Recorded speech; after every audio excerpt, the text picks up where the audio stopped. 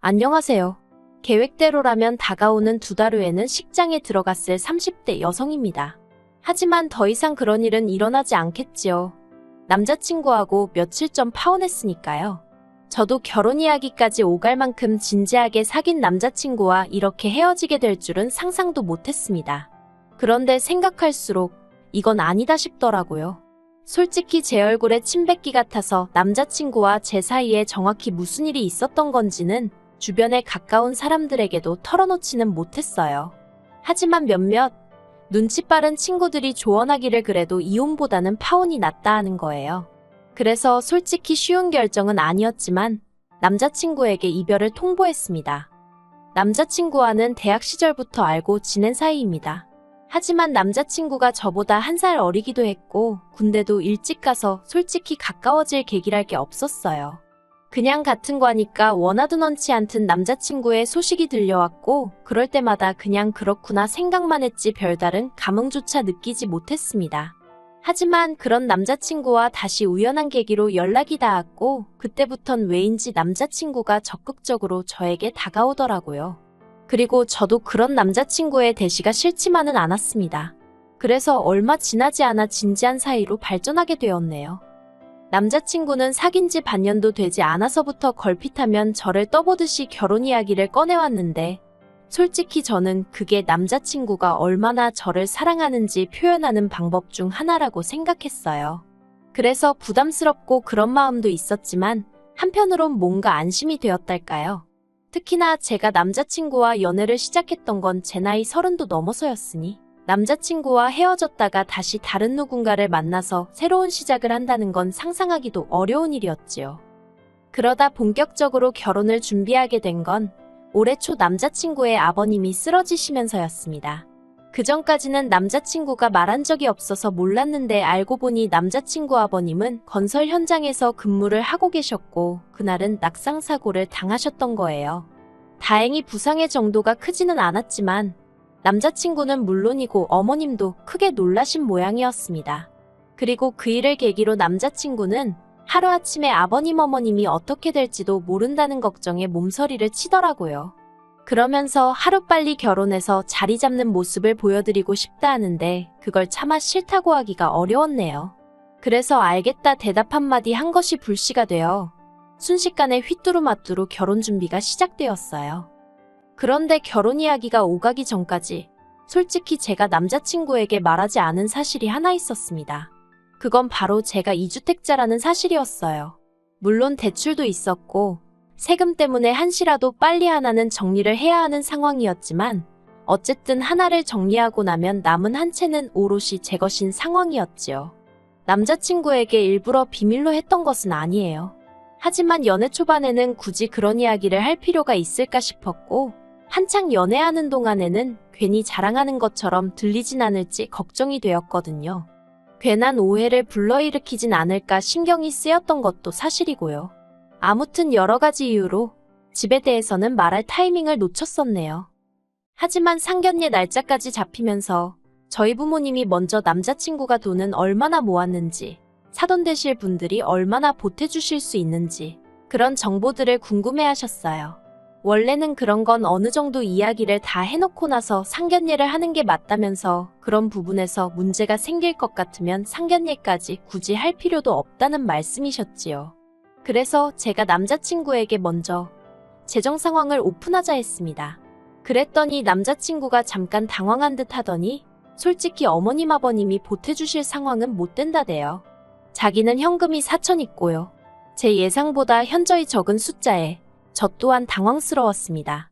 그래서 제가 그동안 다 벌어서 어디다 쓴 거냐고 기분 나쁘지 않게 살짝 농담처럼 물었어요.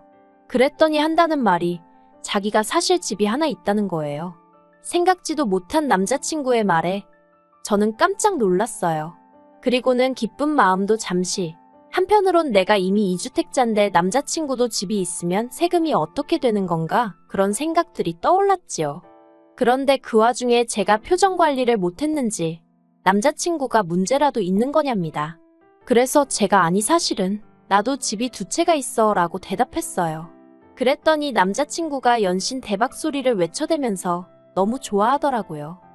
그리고 생각할수록 세금이나마나 그래도 없는 것보단 낫다 싶어서 저도 기분이 나쁘지는 않았습니다.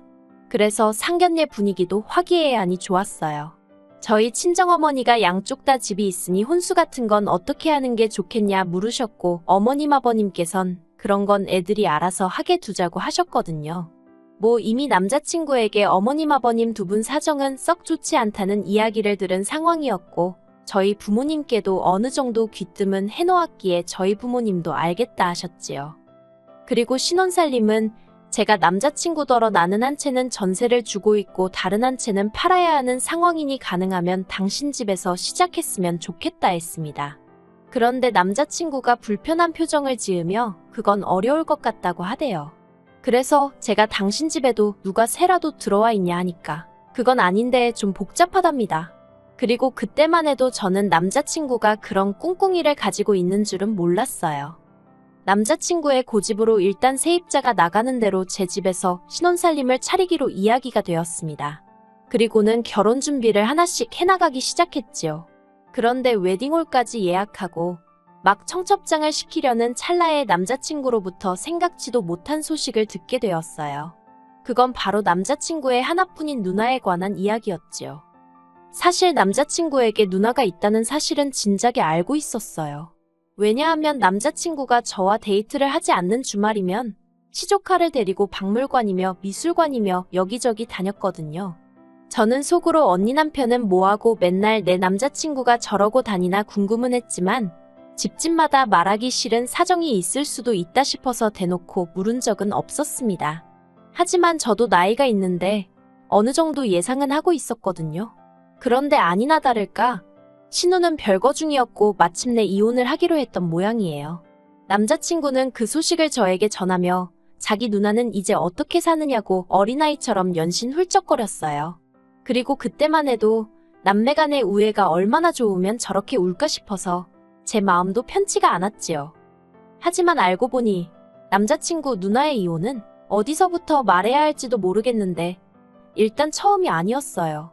헤어지기로 한 남자는 재혼한 남편이었고 이혼 사유는 신우가 첫 번째 남편과 이혼 후에도 지속적으로 만남을 가져왔던 모양입니다. 모 말로는 아이 때문이었다고 하는데 재혼한 남편 입장에서는 아이 때문에 매번 호텔 아니면 모텔에서 만나는 게 말이 되느냐고. 남의 집안일이라서 제가 미주알고주알 말하기도 좀 그렇긴 한데요. 아무튼 입에 담기 좀 그런 사유로 이혼하게 되었답니다. 이 이야기를 전하면서 제 남자친구는 자기 매형이 속이 좁다면서 욕을 퍼부어대기도 했는데 솔직히 아무리 제가 남자친구랑 결혼을 약속했다지만 남자친구 편을 들기는 좀 그렇더라고요. 아무튼 그렇게 이혼을 하게 되면서 남자친구 누나가 두 번째 남편과의 사이에서 난 애를 키우기로 했다대요. 두 번째 남편이 더는 요만큼도 얽히기 싫다고 했다나요. 하지만 남자친구 누나가 이혼한다고 해서 솔직히 제가 남자친구와 하기로 했던 결혼을 안 할 것도 아니었고 저는 그냥 남자친구 누나 팔자가 사납구나, 안 됐다 그런 생각만 했어요. 그런데 진짜 문제는 남자친구 누나의 이혼이 다가 아니었습니다. 일단 남자친구가 가지고 있던 집은 분양가 1억의 오피스텔이었고요. 더 황당한 건 그걸 그냥 자기 누나한테 주겠다고 하더라고요. 자기 누나가 위자료도 한 푼 못 받고 애하고 몸만 쫓겨나게 생겼는데 그깟 1억이 대수냐 어쩌냐 하면서 그 오피스텔을 통째로 누나한테 주겠다는 거예요. 그 말을 듣고 어이가 없어서 제가 그런 게 어딨냐고 하니까 자기 집인데 왜 안 되냐입니다. 원리원칙대로 고지고대로 따지면 남편 말이 맞을 수도 있어요. 남편 재산인데 제가 왈가왈부하는 게 말이 안 되지요. 하지만 남자친구가 그 집을 들고 오니까 저도 제 집 2개 들고 가는 거였고 그래서 혼수도 서로 수준에 맞춰서 반반하기로 했는데 갑자기 까놓고 말해서 누가 봐도 제가 손해라면 손해인 결혼이 되게 생겼었으니 솔직히 기분이 좋지가 않았네요. 하지만 남자친구의 억지는 여기서 끝나지 않았습니다. 솔직히 이때만 하더라도 파오는 생각도 못했고 엄두도 나지 않았기에 어떻게든 남자친구의 사정을 제가 이해해보려고 했어요.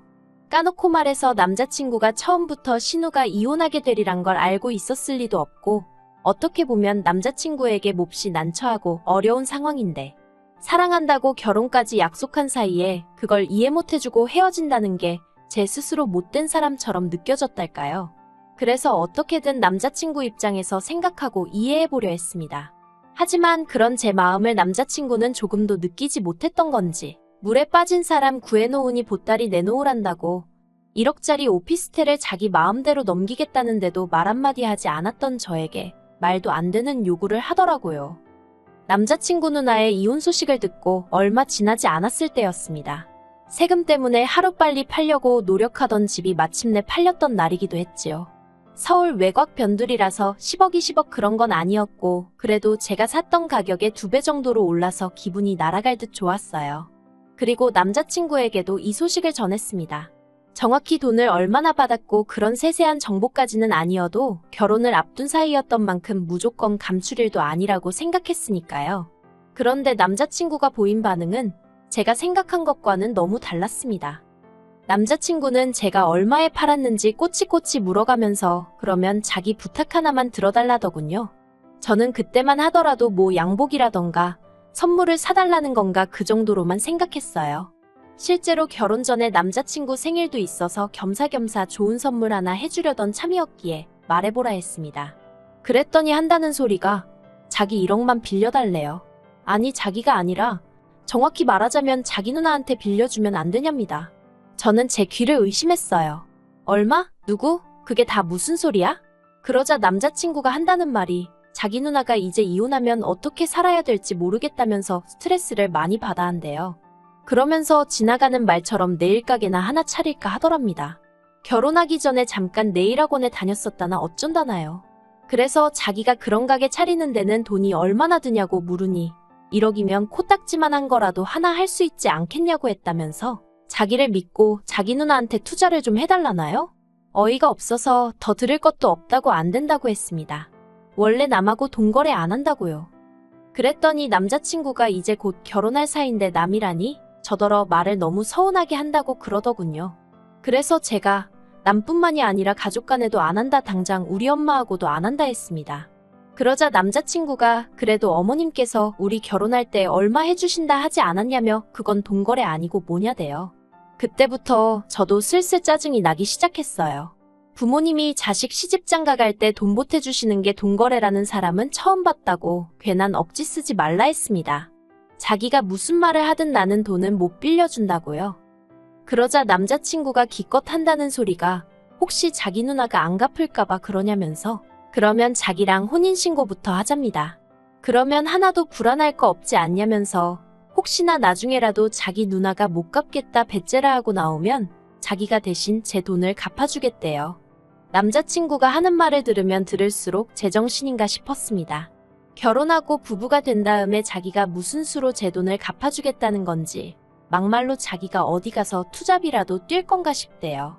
그리고 당장 신혼살림도 제 집에서 차리게 생긴 마당에 제가 미쳤다고 신우될 사람한테 1억씩이나 퍼주고 있겠냐고요. 너무 열받아서 남자친구한테 더 들을 것도 없다고 한마디만 더 하면 결혼 안 하겠다 했습니다. 그러자 남자친구가 노발대발 난리도 아니었어요. 저더러 같은 여자면서 자기 누나가 처한 상황이 이해가 안 되냐면서 다른 것도 아니고 이제 한 가족이니 당장에 먹고 사는 문제라도 해결해 주자는 건데 그리고 돈을 누가 떼먹기라도 한다고 했냐면서 그깟 돈 1억 가지고 유세라며 절 다시 봤다나요? 그런 남자친구의 헛소리를 듣고 있던 제 심정은 겪어보지 않은 사람이라면 상상도 못할 겁니다. 그동안 이런 남자를 내가 만나왔다는 수치심이라고 해야 할지 분노가 치밀어 올랐어요. 그래서 제가 더 말할 것도 없다고 그냥 결혼이고 뭐고 없던 일로 하자 했지요. 그리고 저는 웨딩홀부터 시작해서 예약해두었던 모든 것들을 취소해 나가기 시작했습니다.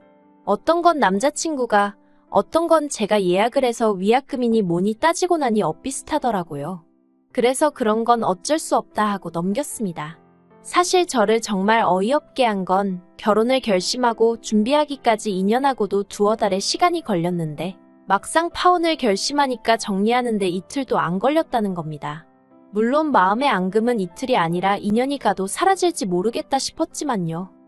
그런데 그렇게 한창 정리로 바쁘던 시기에 모르는 번호로 연락을 받았습니다.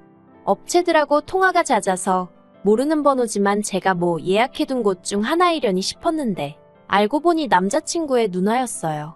저랑 만나서 얘기를 좀 하고 싶다고요. 남자친구의 의견과 상관없이 저는 이미 다 끝났다고 생각했는데 언니한테 직접 전화가 올 줄은 몰랐습니다. 그래서 저도 모르게 알겠다고 대답하곤 약속을 잡았네요. 그리고 그렇게 만난 남자친구의 누나는 솔직히 남자친구 때문에 색안경을 낄 뻔도 했는데 너무 멀쩡하더라고요. 자기는 자기 동생에게 오피스텔을 해달란 적도 네일 가게를 차려달라고 한 적도 없다면서 자기 남동생이 너무 오바를 한 것 같다며 저더러 자길 봐서 한 번만 넘어가주면 안 되냐는 거예요. 자기가 보기에 자기 동생하고 제가 천생연분이라나 어쩐다나. 하지만 제가 정중히 거절했습니다. 벌써 이런 상황에서도 말 한마디라도 본인이 나서서 해야지. 언니가 이렇게 나온 걸 보라고. 이런 남자를 어떻게 믿고 의지하고 살겠냐고요.